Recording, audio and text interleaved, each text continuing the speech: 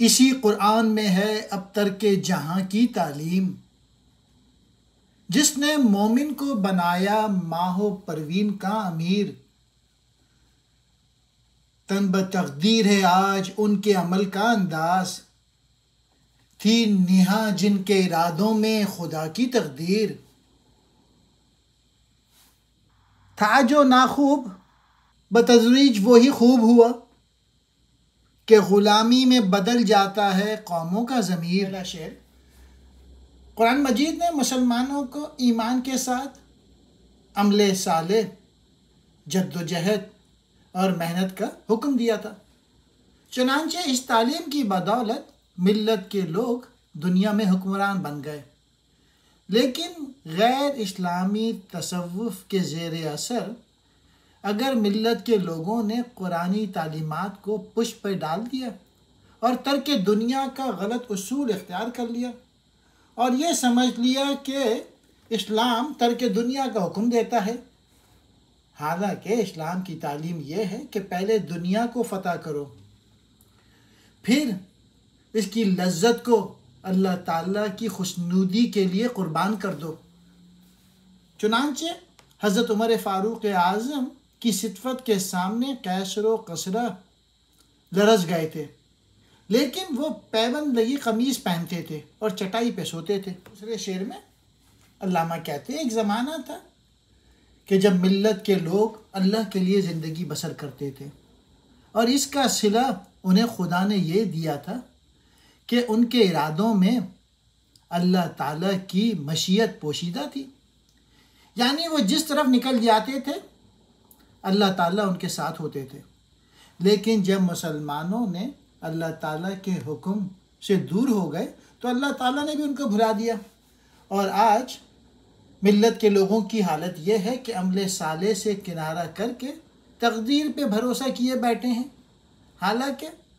خدا کی تقدیر یعنی اللہ تعالیٰ کا قانون یہ ہے کہ لیس للانسان الا ما سعی،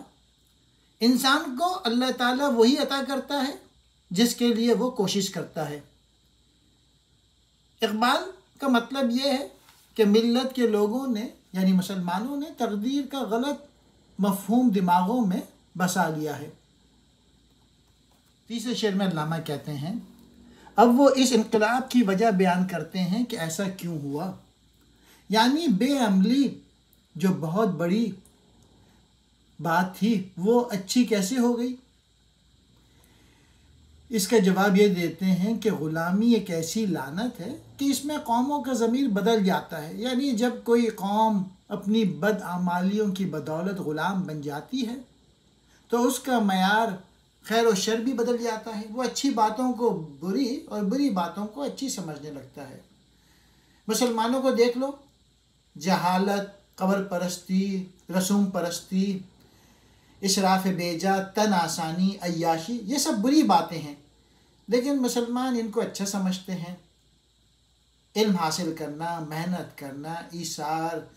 اتحاد، کفایت شاعری اور ایمانداری، یہ سب اچھی باتیں ہیں، لیکن مسلمان ان سب باتوں سے دور بھاگتے ہیں۔ تن بہ تقدیر، راضی بر تقدیر، خود کو جد و جہد یا عمل نہ کرنے، اللہ کے کیے پر راضی رہنے کی حالت، ترک جہاں، دنیا کو چھوڑ دینا، یعنی دنیاوی معاملات سے بالکل الگ تھلگ رہ کر زندگی بسر کرنا، جیسا کہ صوفیہ نے کیا۔ مومن ایمان والے یعنی جو صرف ایک خدا پر ایمان رکھتا ہو اور دنیا کی کسی دوسری طاقت سے نہ ڈرتا ہو۔ ماہ و پروین کہتے ہیں چاند اور ستارے، مراد کائنات۔ ناخوب جو اچھا نہ ہو، بتدریج آہستہ آہستہ،